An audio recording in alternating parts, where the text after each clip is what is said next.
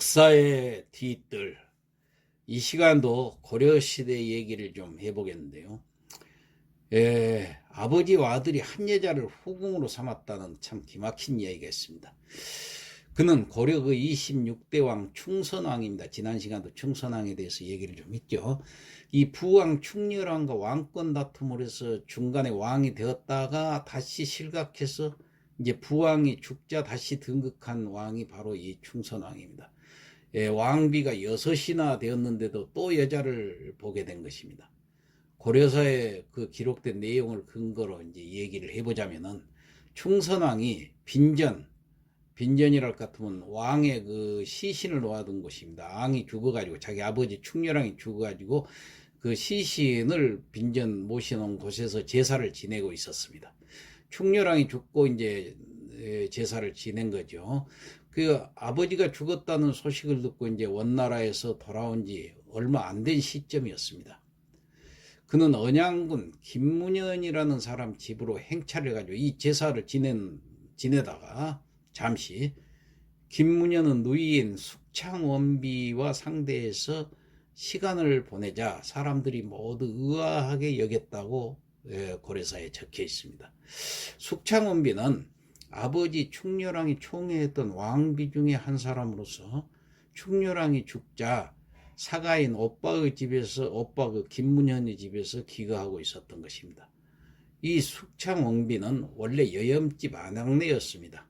진사 최문에게 시집을 갔지만은 일찍이 과부가 되었는데 참 자색이 있었다고 그래요.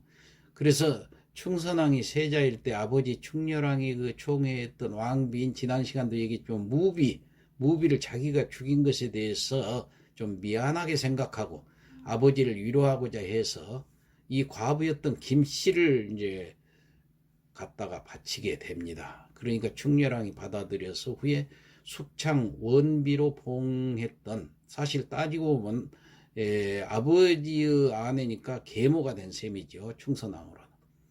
그 아버지의 시신도 아직 안 묻었고 또 국사로 할 일도 많을 텐데 이 젊은 계모하고 노닥거릴 일이 뭐가 있었겠습니까? 그런데 결국 10여일 후에 충격적인 소문이 나돌게 됩니다.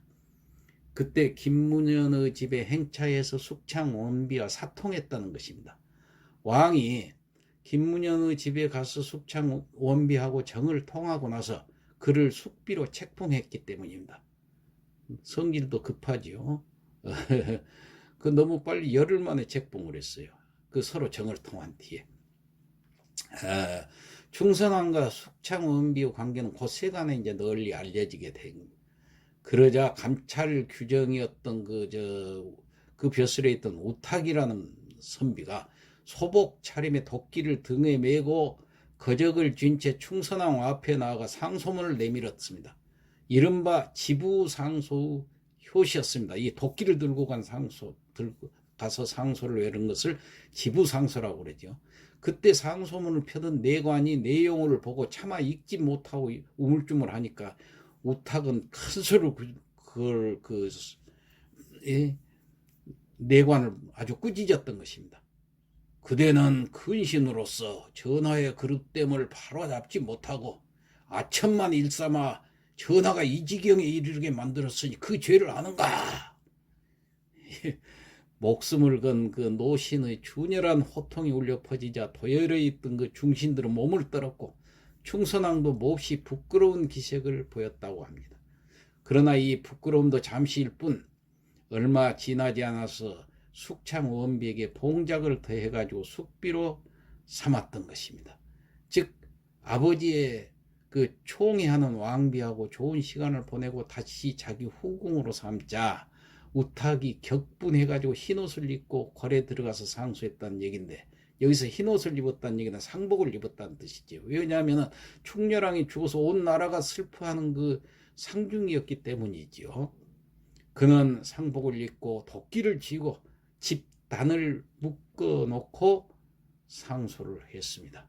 내가 오늘 죽어도 할 말은 하겠다, 이런 뜻이었죠. 아무리 고려 풍속이 자유분방했다고 하지만은 이건 아주 막장 드라마 아닙니까? 아버지를 산에 묻기도 전에 계모하고 정을 통한 그런 상황 아닙니까? 왕이 돼가지고 부끄러웠다고는 했지만 충선왕은 결국 숙창원비를 숙비로 삼았습니다. 그녀는 이미 3남 4녀의 어머니였어요. 그렇지만 충선왕에는 아무런 문제가 되지 않았습니다. 그런데 고려사에 보면은 그녀가 밤낮을 가리지 않고 온갖 자태로 요염을 떨고 아첨을 하니까 왕이 그것에 혹해가지고 정사를 보지 않았다, 이렇게 또 기록이 되어 있는 걸 보면은 이 숙비인 김씨에게가 문제가 많았던 것 같아요. 충선왕이 숙비에게 빠져서 국가의 큰 행사인 팔관회도 멈추게 했다고 그래요.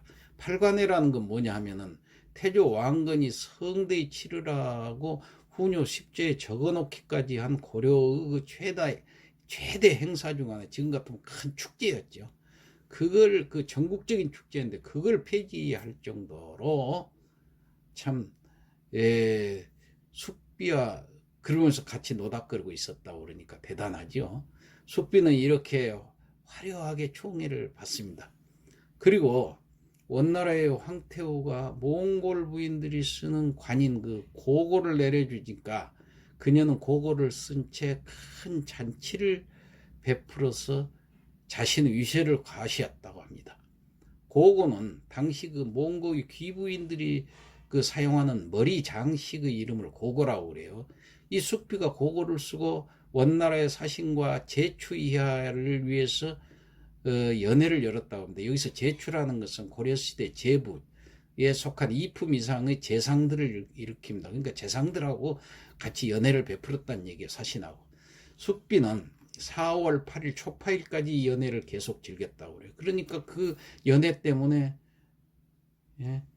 팔관회라는 그 큰 행사를 못했다는 얘기예요. 즉 등을 크게 달아서 후원에 불산을 만들고 현악기와 관악기를 갖추어 스스로 즐겼는데 거기 설치한 노란 주렴과 술을 놓은 장막은 모두 왕의 물건이었다고 그럽니다. 이를 본 사람이 참 시장바닥 같다고 했다고 그러니 얼마나 화려하게 했는지 모르겠어요. 여튼 이 잔치는 3일 만에 비로소 파했다고 합니다. 자, 왕이 원나라에 가 있을 때는 숙비가 때로는 원나라 사신을 위해서 연회를 열고 때로는 박연폭포까지 가서 놀고 때로는 사원에 가서 스님들을 갖다가 먹이기도 하고 흥청망청하면서 그 출입에 법도가 없었고 수레와 의복과 장식이 마치 공주들과 다를 바 없이 화려했다고 합니다. 그녀는 충선왕의 그 제6째 왕비 육비인 순비 허씨하고 사이가 아주 좋지 않았어요.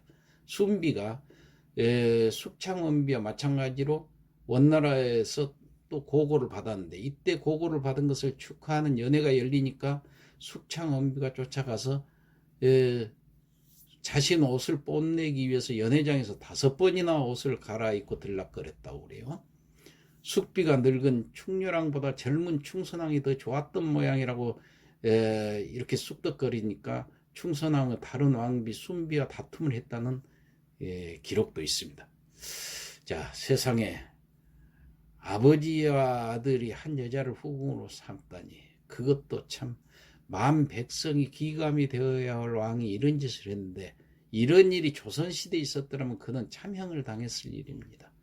그러고도 그는 그 후 34년을 살다 죽었다고 합니다. 이상 마치겠습니다.